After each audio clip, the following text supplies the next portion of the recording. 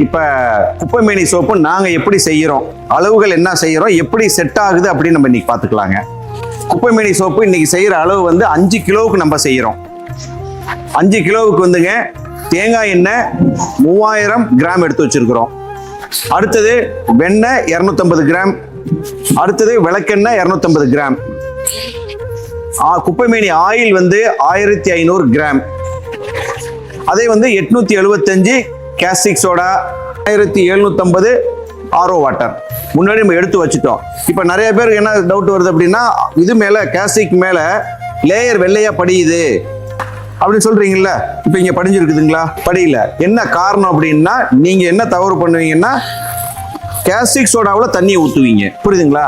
நம்ம என்ன பண்ணணும்னா தண்ணியில கேஸ்டிக் சோடாவை கொஞ்சம் கொஞ்சமா தள்ளணும், தள்ளி விட்டுட்டு கலக்கணும். அந்த மாதிரி பண்ணுனீங்கன்னா அந்த கம்ப்ளைண்ட் வராது. ஒன்று. ரெண்டாவது, ஊத்திட்டு உடனே இது பண்ணக்கூடாது. திறந்து வச்சிட்டீங்க அப்படின்னா அந்த ஆடை வந்து அப்படியே ஃபார்ம் ஆகாது. எதுவாக இருந்ததுனாலும் நம்ம ஃபில்டர் பண்ணிட்டு தான் ஊற்றணும். இப்போ 5 கிலோவுக்கு உண்டான அளவுகள் எப்போதுமே எடுத்து வச்சுக்கிங்க. ரெண்டாவது, என்ன பண்றோம் அப்படிங்கிறத நோட்ல ஒரு டைரியில நோட் பண்ணிக்கிங்க. இப்போ இன்னைக்கு பார்க்குறப்ப செய்யறப்ப ஞாபகம் இருக்கும்.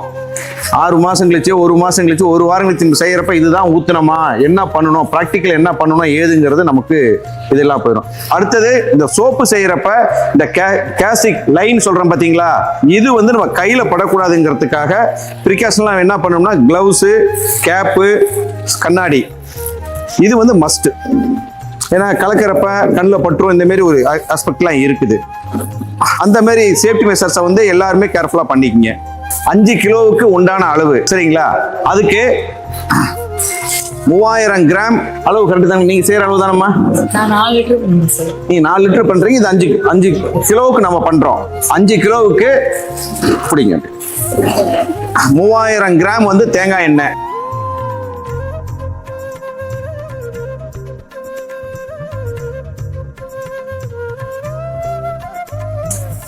இப்ப இங்க பாருங்க, வெண்ணெய் வந்து எடுத்து வச்சிருக்கிறோம் 250 கிராம். எல்லாமே கிராம் கணக்குல தாங்கம்மா.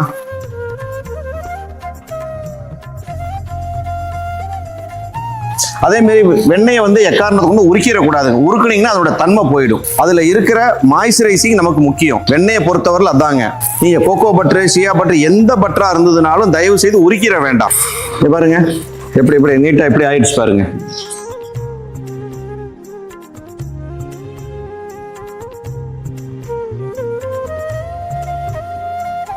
அடுத்தது விளக்கெண்ணெய் 250 கிராம்.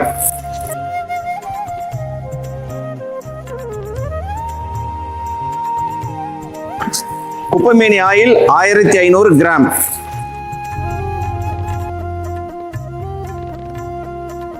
இது 1:3 நம்ம சூரியபுடம் போட்டதுங்க.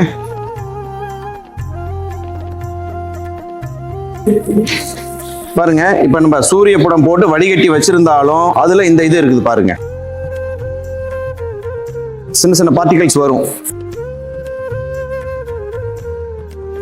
அதே மாதிரி இதை கலக்கிறது ஒண்ணு கிளாக் வைஸ் அல்லது anti clockwise. 875 gram caustic soda, 1750 gram RO water.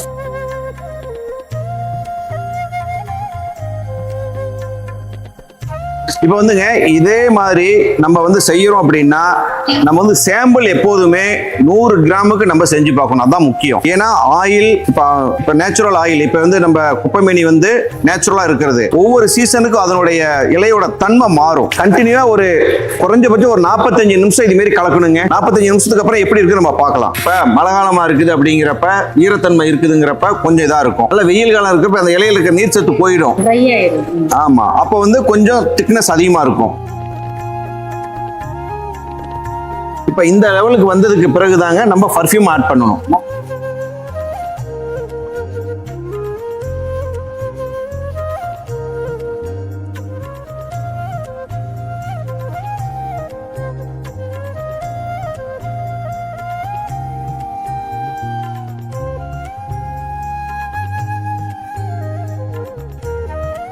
இந்த மாதிரி நிறைய வெரைட்டிஸ் போட்டு ஒவ்வொருத்தையும் ஒரு சஜஷன் கேட்போம். பாருங்க, இப்ப செட்டிங் ஆயிடுச்சு. இப்ப எடுத்து ஊத்துறோம்னா சரியா இருக்குங்க.